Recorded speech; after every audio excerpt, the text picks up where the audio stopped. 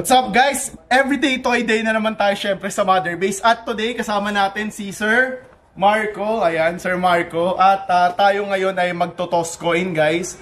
Para sa Heiwa na Lupin. Originally not meant to be sold yan guys. So nakuha natin to sa Japan. So basic lang naman to guys. Ang paglalabanan lang natin 10,000 or 13,000. Yun lang. Best of 3 coin toss. Ayan. Ready ka na ba Sir Marco? Okay, let's go. Sir, nasa iyo yata sir yung ano, no? Ay, paano ba sir? Ikaw na lang. Okay lang naman kung ikaw na mag-ano. Ikaw na magtawag kung heads or tails. Ayan. Bali, first 2-3 wins. Ayan, first 2-3 wins. Ayan, guys.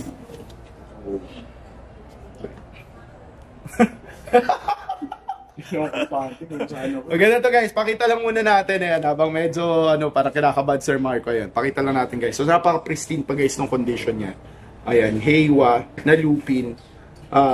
Tignan nyo naman guys, diba? For a figure na sobrang old school, ang ganda pa ng box niya. Ayan, ang ganda pa. Yung loob niya guys, pag tinignan nyo, diba? Sparkling pa guys yung figure.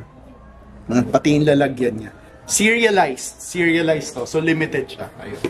Okay, Sir Marco, let's go. Heads ka, sir. Sige, ikaw na magano.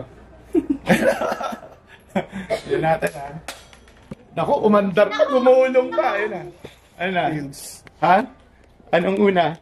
Tails? Tail? Naku, 1-0 na, guys.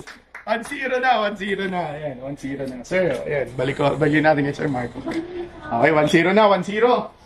1-0. 3,000 din to guys. Pang ano rin to, pang McDo.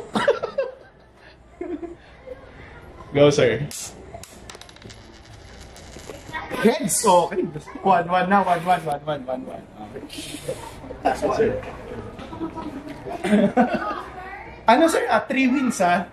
3 wins. 3 wins. Ano na? Tails ba yan? Tails, no? Tails, no? O, 2-1 na. 2-1. Isa na lang tayo, guys. Let's go. Isa na lang tayo.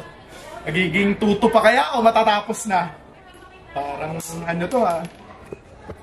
Parang NBA Finals. Oh, 3-1. Sir Marco. Yes, kaching. Sir Marco, ayan, thank you. Salamat. So guys, close siya ng 13. Ayan, medyo ano rin yung tricky pang merienda. Ayan. Sir Marco, thank you po. Salamat sa pagiging good sport. Ayan guys, so sobrang, pero guys, panalo pa rin. Sobra sa totoo lang. Sa 13, medyo ang pasa talaga namin dito mas mataas pa. Ayan, pero okay lang kasi okay naman sila Sir Marco. Sir, thank you. Thank you. Let's go guys.